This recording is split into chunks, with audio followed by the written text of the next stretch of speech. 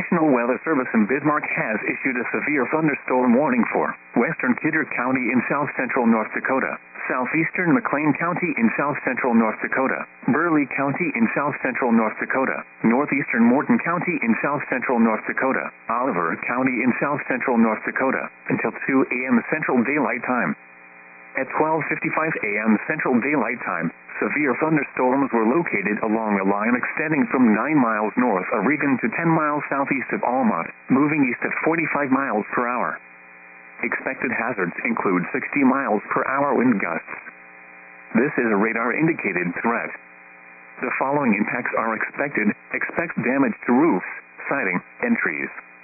Locations impacted include Bismarck, Mendon, Lincoln, New Salem, Steele, Wilton, Center, Nanokan, Wing, Sterling, Almont, Tuttle, Regan, Robinson, Hanover, Driscoll, Judson, McKenzie, Baldwin, and University of Mary.